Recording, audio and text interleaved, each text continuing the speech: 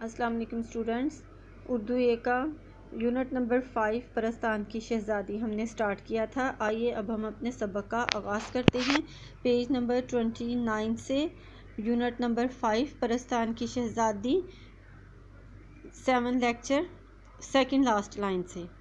मीर साहब के घर वाले छोटे से लेकर बड़े तक सबके सब इंतहा से यानी बहुत ज़्यादा खुश मिजाज अच्छे अखलाक के मालिक थे और खुदा तरस थे, यानी दिल में खुदा ताला का खौफ मौजूद था।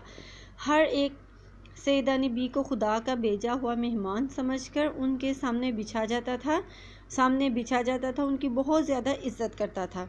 सैयदा नबी 2-4 दिन तो ज़रा गमगीन और शर्मिंदा सी रहीं, गमगीन, गमज़दा और परेशान सी रहीं। Page number 30 first paragraph first line. फिर उनका दिल भी खुल गया, मतलब वो उनमें घुल मिल गईं और इसी तरह रहने लगी जैसे अपने कुंबे लिखे जैसे अपने ख़ानदान में। हाथ कांपते थे, निगाह मोटी हो गई थी, मतलब नज़र कमज़ोर हो गई थी। सुई का नाका मुश्किल से सूझता, नाका जिसके अंदर धागा डाला जाता है उसे कहते हैं, लेकिन सारी उम्र मेहनत करके खाया था, मतलब किसी के आगे हाथ नहीं फैलाया और उम्र भर मेहनत मजदूरी करके अपना बोझ खुद उठाया था। पराई रोटी मुफ्त कैसे खा सकती थी।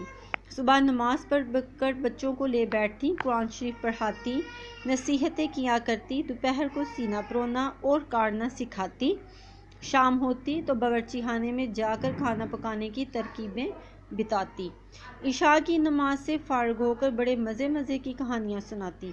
कहानियाँ ऐसी अच्छी होती कि बड़े भी आ जाते। मीर साहब और इनकी बीवी दोनों खुश थे। सैयदा नबी को बच्चों की तरबियत के लिए खुदा ने भेज दिया। ऐसी शरीफ, नमाज रोज़ा की पाबंद, हुनरमंद उस्तानी सिर्फ रोटियों पर कहाँ मुयस्सर आती है। बच्चे ऐसे गर्विदा आशिक उनकी मोहब्बत में गिरफ्तार हो जाना हुए कि दिन रात सैयदा नबी के पास बैठे रहते। Second paragraph. मशहूर था कि सैयदा नबी परस्तान में भी हो आई हैं। वहाँ के बादशाह ने इन्हें अपनी बेटी का जहेज़ टाँकने के लिए यानी सीने परोने के लिए बुलाया था और उन्होंने वहाँ कई दिन रहकर बड़े तमाशे देखे हैं। घर वालों को ये खबर थी, लेकिन कभी ख्याल नहीं आया कि सैयदा नबी से पूछते तो क्या भी सचमुच तुम परस्तान गई हो। शाबाश, तुम्हारा जिगरा यानी तुम्हारा हौसला, हिम्मत, तुमको डर नहीं लगा, तुम्हें खौफ नहीं आया। एक दिन सर्दियों की रात थी, दलानों के पर्दे पड़े हुए थे, छोटे बच्चे लहाफों में दुबके बैठे और बड़े लड़के लड़कियां अंगीठी के चारों तरफ बैठे कहानियां सुन रहे थे। इतने में मीर साहब की बीवी नमाज वजीफे से फारिग होकर आईं।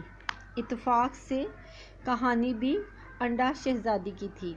जब ये जिक्र आया कि काड़े दियो की जो शहजादी पर नज़र पड़ी तो सोती को पलंग समेत उड़ाकर ले गया। कहने लगी, सैयदा नबी, ये जो लोग कहते हैं तुम्हें भी परस्तान के बादशाह का कोई आदमी परस्तान ले गया था और तुम वहाँ से बड़ा इनाम इकराम लेकर आई थी, क्या ये सच है। सैयदा ने हाँ बीवी, है तो सच, बल्कि कई दफ़ा जिन्नों और परियों ने मुझे बुलाया है। मीर साहब की बीवी, उई ओ तुम बेधड़क चली गई, यानी उई तुम बग़ैर खौफ व ख़तर के, बग़ैर किसी डर के चली गई थी। सैयदानी, पहली दफ़ा तो मुझे धोखे से ले गए थे। रास्ते में जब भेद राज खुला तो बथेरी बहुत डरी, लेकिन क्या करती, दिल को मजबूत कर लिया। अल्लाह ताला को याद करती हुई चली गई। ना जाती या रोती पीटती तो जाने क्या आफत आती, मुसीबत आती। इसके बाद जब गई तो हंसी खुशी गई और हंसी खुशी आई।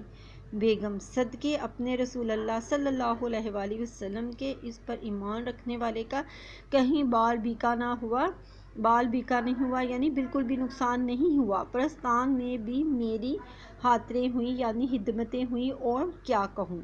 मीर साहब की बीवी, कुछ भी सही बुआ, मेरा तो पित्ता फट जाता, ये मुहावरतन बोला है, मेरा जिगर फट जाता, मेरा पित्ता फट जाता, सूरत देखते ही जान निकल जाती, यानी जिन्नों परियों को सामने देखकर मैं तो मर ही जाती। सैयदानी, नहीं भी, ये सब कहने की बातें हैं, डर की बातों से डर लगा करता है। जहाँ डर सामने आया फिर कुछ भी नहीं, देखो بیماری سے لوگ کتنا بھاگتے ہیں، اور جب بڑے سے بڑا دکھ بھی آ جاتا ہے تو سہنا ہی پڑتا ہے، یعنی جب بڑی سے بڑی مصیبت آ جاتی ہے تو برداشت کرنا ہی پڑتا ہے۔ ادھر تک ہمارا لیسن کمپلیٹ ہے۔ اسٹوڈنٹس آپ نے اس کو اچھی طرح سے پڑھنا ہے اور اس کے ورڈز میننگ زبانی یاد کرنے ہیں۔ اوکے اسٹوڈنٹس، اللہ حافظ۔